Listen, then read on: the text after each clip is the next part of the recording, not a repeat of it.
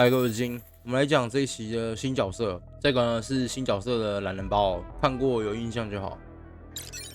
那你现在要看你到底要不要抽呢？现在我建議要抽的話，它還是要5星為主。那專武也是要5星哦。要不要抽的判斷就看你擁有福利臉的狀態啊。如果你現在有福利臉，而且你是打得過光輝的話，我覺得這隻角色倒無所謂。那如果你現在沒有福利臉，我是推薦你抽這隻角色的。只是說你現在如果不抽這隻新角色，唯一的擔憂就是下一個新的光輝裡面可能會有包含水屬性。那因為現在光輝的屬性已經非常複雜了，所以我也不敢保證說你現在不抽之後就沒問題，但是不用太擔心，因為這隻角色呢，它是常駐池會出現的角色，2個月之後呢，它就會加入常駐池，所以你現在不抽呢，可以等2個月之後再慢慢補就 OK。那不免俗呢，還是要比較一下這2隻角色的差異哦。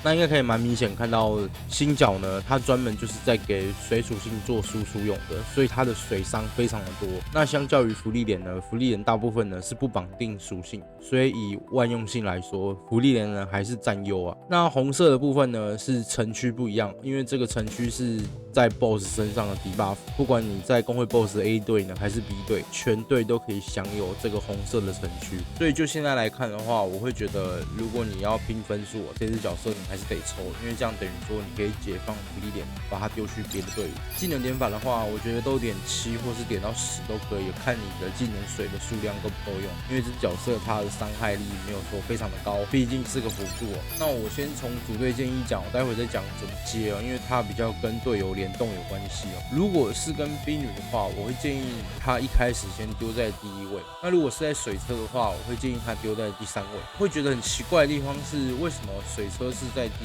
1位？因為呢，通常在關卡裡面，水車第1輪是不會有大招的，因為它的累積能量很慢。所以呢，為了讓他呢可以在第1次過載的時候就吃到大招，我會建議把水車丟在第1位。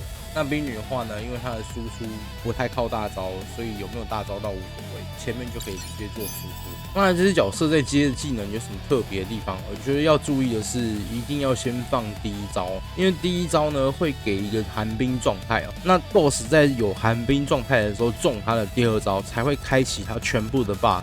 那他的大招呢，其實有沒有放都無所謂，因為不太影響。他的大招順序呢，完全不影響。那一定要記得，這隻角色入場要先 QTE，因為他的 QTE 會給護盾還有 MP 回復。所以呢，這個狀況會有尷尬的地方是他在團戰的時候沒辦法用 QTE，所以他其實沒辦法保隊友。那他跟冰女走在一起的話，會比較安全，因為冰女自己本來就有護盾。那如果是跟水車的話呢，我才會把它放在需要 QTE 的第3位哦。水車隊伍呢，一開始我會先丟技能，先累積它的能量。那這邊就是一樣哦，先接過載，這邊開始 QTE 進場，這樣才會拿到護盾跟回魔。那記得這個地方開大完之後就要馬上 QTE，因為水車 QTE 呢是有額外傷害。那這邊呢，你會發現我的大招已經滿了，這是我第1輪用過載就會有大招的狀況，所以我會比較建議水車放在第1位哦。那後面呢，我覺得要打到2輪以上哦，去看一下它的回圈合不合理。所以呢，我還要再繼續打下去。那可以發現，在第2輪的話也是一樣 OK 的，是完全接得上。反正現在過載都會有一個問題，就是輪到過載的時候要等它的過載 CD， 這是沒有辦法的事情，這就是過載的硬傷啊。所以你在用的時候要注意一下它頭上的 CD 啊。那這一期就先這樣吧，因為這隻角色相對的很簡單哦，唯一要注意的就是要 QTE 入場，然後還有它一定要有寒冰狀態才可以放第2招。你們看後面有什麼疑問呢？再留言告訴我吧。我們就下個主題再見。